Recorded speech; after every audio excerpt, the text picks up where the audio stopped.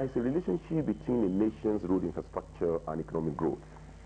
Between the local, state, and federal government, Nigeria has about 200,000 kilometers of road networks, out of which just 39,000 kilometers are paved.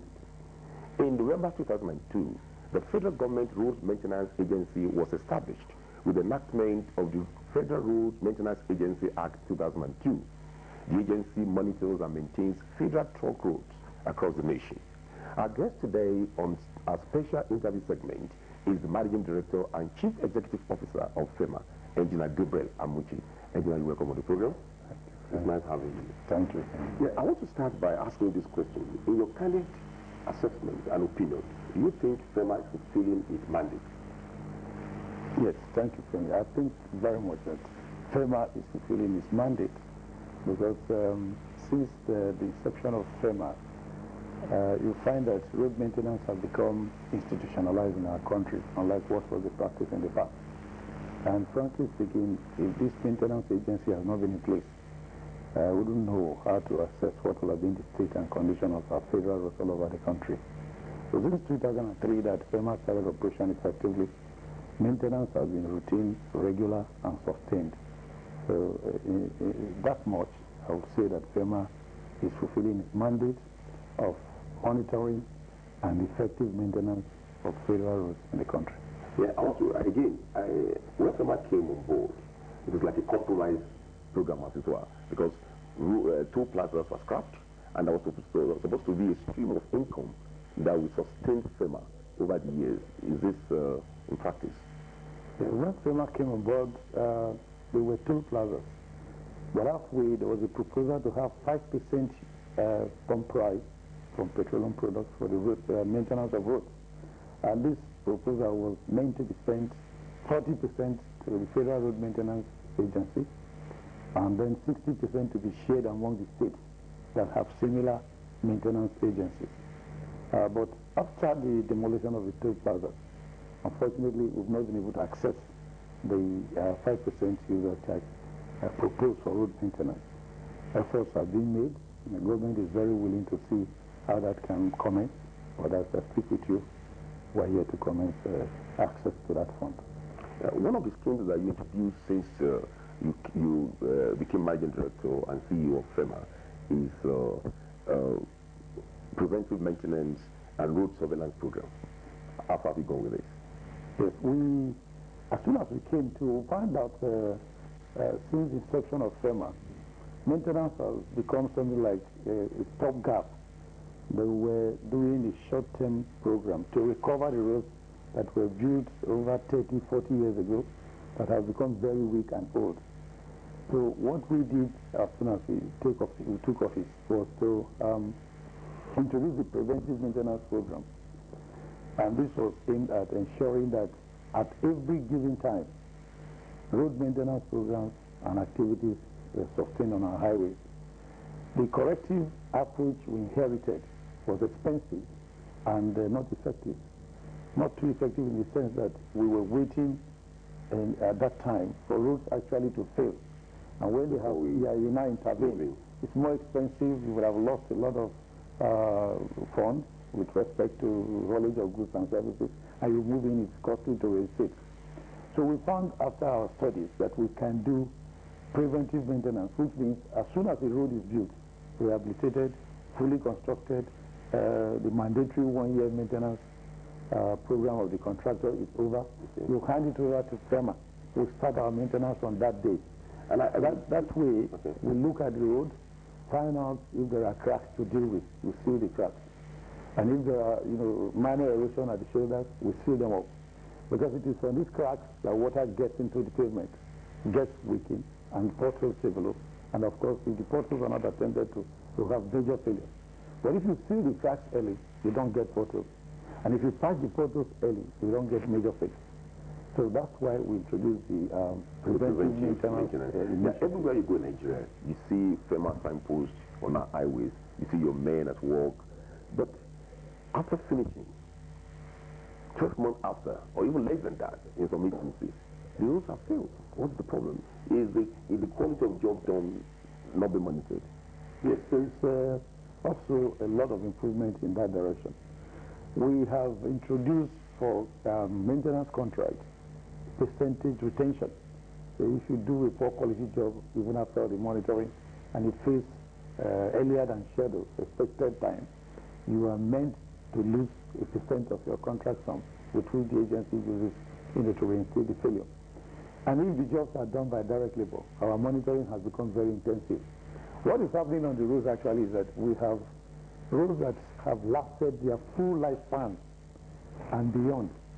So due to age, wearing and tear, the pavements have become very weak. So if you are dealing with an identified failure, the truth is that the adjoining locations are equally weak. So in the next 1 or 2 rainy seasons, some cracks can start to develop and you are stuck there. Because of the funding modality, we are ensuring now that we are constantly on these roads. You finish the repair, you keep monitoring to ensure that other failures that manifest are attended to. That is what it is. Going to your side, going to your mandate and your terms of preference, we're supposed to have what we call camps, monitoring camps on our highways. We haven't seen that. Nigerians haven't seen that. And of course, observation centers at about 31 troop plazas that were abolished. Yes, we have now about 90 number observation camps built all over the country. Okay. And these observation camps, if you go around the roads and you find where you have road safety, police, and FERMA surveillance team, the observation camps, we call them road support services camps, built for the monitoring of highways. They were identified to be located in critical locations and flashpoints, where, for instance, police can swing into action if there is heinous activity and hoodlums. And of course, if there is an accident, from that location, the Federal Road Safety Corps can also move into the accident scene, save life, because in their own component, you have a small clinic for emergency intervention and first aid treatment. To date, we have commissioned over 70, and we have built more than 90. And they're all over the country, north, south, east, west. Yeah, experts have believed, have said that, in view of the fact that about 95% of our transportation in Nigeria is done on the road. That is, our passenger movement and, of course, freighting are always on the road. And that we have to move beyond asphalt paving of our roads, that we can embrace concrete paving. Are you thinking along this line? Yes. The concrete pavement we refer to as rigid pavement is not durable, longer lifespan, and costlier. So if you have funds to build concrete pavement at locations where they are suitable, it is the best option. What do I mean by locations where they are suitable? For instance, on access roads to refineries, because of the spillage of chemicals from the tankers. It doesn't behave well, those spillage of chemicals and petroleum products with bituminous pavement. They cause disintegration and surface loss. But if it is a rigid pavement made of cement concrete, they will last longer and easy to clean. But it costs a lot more to put, cement concrete in place than to put asphalt concrete. But we have started the experimental process of identified routes, trial case, to get some pavements built by the use of cement concrete, after which we put them to maintenance and see how it works. The truth is that the frequent failure is quite related to the fact that most of these roads now require total resurfacing. That will be very, very expensive. And if you don't have all the sums of money to do that collectively and at the same time, you must, like it is in every country, continue with the routine maintenance, regular maintenance, selective repairs that we are doing right now. In every place you go to, every part of the world, when roads are built, you don't walk away. There must be one form of maintenance or the other going on all the time. You don't notice them if failure has not manifested. But it is always like that in developed world, and that's the culture we're imbibing to support the transformation agenda of the President. One of the initiatives that you've introduced is what we call Committee on Surveillance and Action Against Road Abuse. Share that with me. Yes, we also identify that in addition to age, overloading, wear and tear, some road failures we found were, caused by human action. For instance, it's only in this country you find that Nigerians go to bridge handrails to cut the metal railing to go and weld spoons and what have you. And they exposed the bridge railings, kept them open and bare, and travelers, run into ditches, and even to sometimes jump into the river. So we found that we could no longer tolerate that. Sometimes you get to a very busy federal highway. You find people hawking and trading and all that. Our drainage structures in most urban areas have been converted into refuse dumps. The dump refuse block the drain, and if the drain does not flow and discharge appropriately, of course it blocks the road, and water is the first enemy, of flexible pavement. So we looked at all of that and said, okay, let us make a proposal that was approved by the Council of Works and by the Honorable Minister for Works, that we will begin to develop a joint action against road abuses. That way, we involve the police, the Army Engineering Corps, the Federal Road Safety Corps, and then the Civil Defense Unit, and the FERMA, and the Federal Highways, to do continuous monitoring of our roads, which is, of course, is part of the mandate of the agency, monitoring. And we identify areas that cause gridlock and clean them up. We also compel trailers to park into trailer parks of providers. Some of them were concluding, some have been fenced. We will finish them and ensure that rather than park trailers along the road and reduce the road capacity, we move them to the trailer park and reduce the likelihood of causing accidents. So that is the essence of the action against road abuses. Surveillance. We want to, surveillance and road abuses. And then the surveillance aspect is that we will begin to know now what is happening on the road early enough, rather than wait and you get a call that the road has severed, people can no longer cross. So we get warning early. We have, emergency lines where Nigerians can call. And the surveillance team identifies likely failure. We intervene early. That reduces the cost, reduces the damage that would have otherwise occurred. Beautiful. Now, talking about your mandate, street light maintenance and bridge maintenance are part of your mandate. What are you doing in this regard? Because when you travel on Nigerian roads, they are in total darkness in the night. That's why night travel is dangerous. What are you doing in this regard? Yes, we have taken a couple of locations for the installation of street lights. For instance, it will interest you to know that the entire 16 kilometers or thereabouts of Third Mainland Bridge is lit up by FERMA. We have about 4 generating sets providing power. Third Mainland Bridge. Then in Kefi, we have the solar-powered lighting system. Even in along this road to Lokoja, those bridges there that are lit up with FERMA, we have the solar system. We have also the conventional power generator that provides. So the thing is that it also requires sustained maintenance. You must change the bulbs, like on Ita Bridge. So lit up by FERMA, we're sustaining the maintenance. So it's in selective locations. We have also experienced vandalization in some places. We install these things like in Benin, interchanges. We've provided them. Sometimes the cables are cut. Sometimes the generating sets parts are removed. But with the surveillance system we have put in place, we're monitoring all of that. And of course, partnering with the host communities, letting them know that the property of government is your property. You must help in the maintenance and security. And with these actions we have put in place, we're increasing the chances of getting them on all the time. We are moving into a very busy season. We are moving into the Christmas and New Year season, where most Nigerians will be on the road. Do you have a mechanism in place to ensure that, our roads are fixed before Nigerians start trooping on roads? Yes.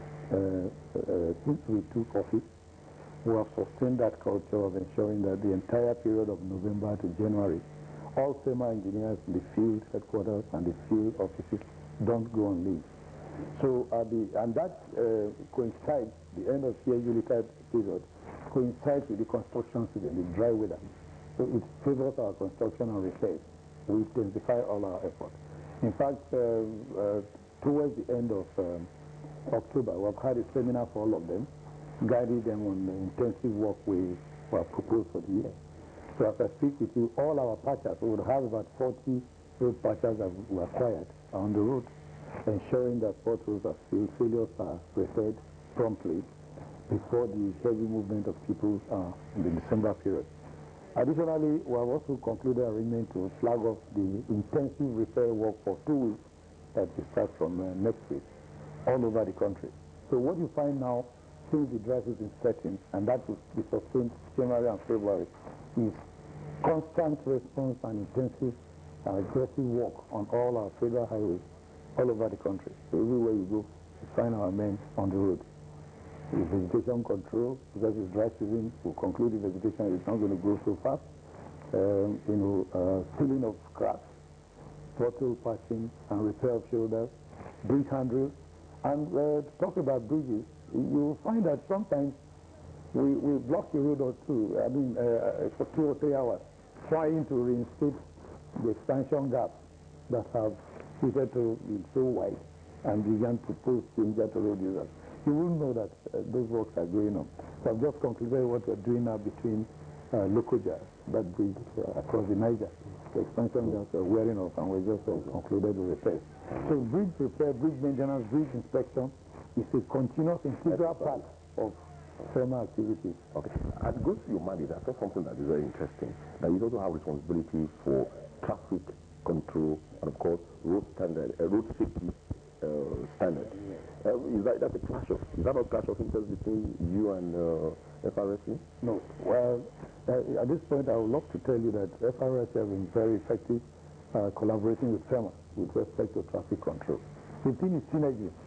I went on Ajibandele Shagamu alignment, very busy road, and that was 3 weeks ago. And then I told them some of the complaints Nigerians were making that time was that the roads get blocked, and they think each blockage is due to failure. We found that sometimes deliberately people are riding on opposite directions in a dual carriageway. You leave your lane, go head on the opposite lane, unchecked.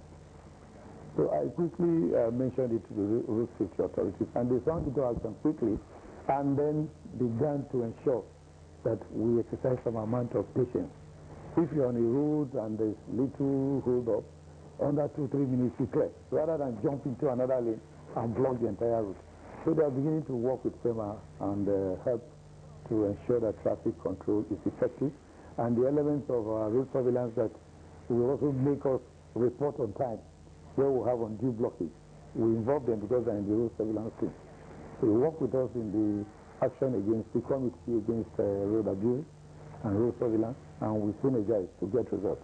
We're all working for government. What is important is that Nigerians get best from all the institutions that government has put in place.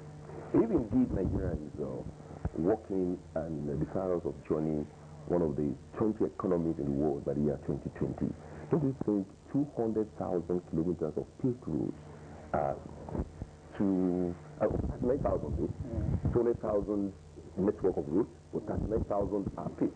Do you think that this is enough?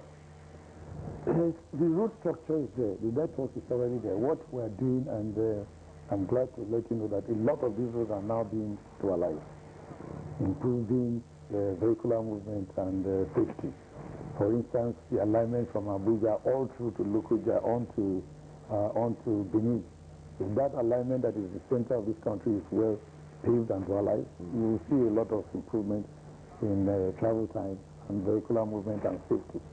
So we have started the strategic dualization and improvement of all the network of roads. And I'm sure that with this sustained, the way the transformation agenda has been structured, we will get there in 2020. We at least would have had additional good length of paved roads that are in good motorable condition all year round. Well, support the growth of our economy. Okay, Engineer, your mandate is to be on the federal trunk roads. Do you form synergy with state and local government? Yes, we relate with states quite closely, because in the 36 states of the Federation and FCT, we have FEMA offices, and we have in the 6 zones of the country, FEMA zonal offices. When we have jobs to do, we notify the respective commissioners of works, and then the controllers of works of the Federal Ministry of Works. So all of us that are involved as stakeholders in the maintenance and repair and reconstruction and rehabilitation of roads to work closely together. We live with the state, and at each time we have the Council of Works. You remember I do this almost yearly. All the commissioners of works and then directors of highways and officers of FEMA meet closely to interact on the best way to handle road maintenance and rehabilitation across the country. So we synergize and work together. Sometimes you find states having to do with some length of federal roads. They let us know, give the details of what's required as we lay down guidelines, and then they're allowed to do that. So synergize and work together. Sometimes commissioners of work call me quite often from states to let me know where FEMA has done very well and where we have challenges. And I also call to tell them to let me know if I have an engineer at the state that is not doing too well. Let me know what to do. And that's why all my executive directors, all my management staff are involved in monitoring. They travel every weekend to see what, and each time you go, you look at the chances of seeing the commissioner for work to tell you how we are faring, where we have gaps. Now, beyond commissioner of work, do you have a feedback mechanism where Nigerians can just get back to you that between so place and so place, the roads are failing, your contractors are not doing very well, so that when you're in Abuja, wherever you are, you get feedback across the nation. Do you have that mechanism? Exactly. We started that since 2 years that we came on board. We have what we call quick contact lines that we give to you. We show them on your program.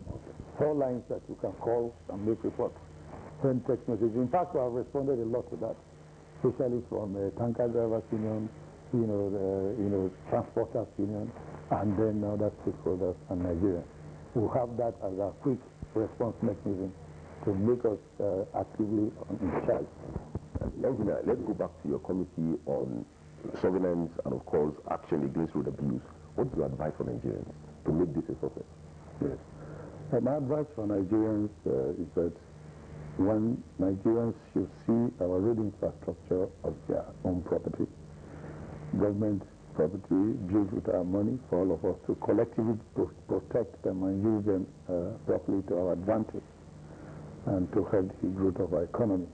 2, we should stop undue destruction of road infrastructure, vandalization, cutting of course, we're starting to replace most of these metal handrails with concrete, but whatever we have in place will be protected. 3, the habit of trading on the road and dumping refuse on drainage channels, I advise Nigerians to desist from all of this, because the spillover effect is damage to our road that collectively affects all of us. If a road failure leads to an accident, you never know who is involved. And if a road failure leads to lack of movement of goods and services is hampered. So we should begin to look at road infrastructure as our property and own them. We have started the stakeholders joint venture with all the tanker drivers, associations, and of course, the Public Works Department of FEMA, along with Shopee, is mobilizing youth at road corridors close to federal highways for vegetation control and training them to work on desiccation and road repairs. Because this means that everybody has a stake on our road. If your brother is working there, you protect the road because it's your brother's strength. Yes. And we do this to encourage youth who before now don't have anything to do, engage them, give them stipends at the end of the month, and keep them busy, and in the process, train them on the act of road maintenance, and then keeping our roads safe. Don't you think to make this effective, you need to involve a policing system that will arrest offenders and bring them to justice? Yes, that is the precise function of the Road Abuses Committee, and that's why I have given you the list of membership that include the police, and luckily the Nigerian Engineers, Chief of Army Staff released that they should join us for effect. So what we're doing now is first campaign, then implementation, and of course the next stage is arrest and trial through the prosecution, through the appropriate authorities. So it's a process of awareness campaign. We'll explain to them the disadvantages and the need to stop it. If you persist and insist on doing the wrong thing, Of course, to be apprehended. That's it. Thank you very much. Thank you. Thank you for coming on the program. Thank you very much. That has been Engineer Amuchi Gabriel speaking on the activities of FERMA.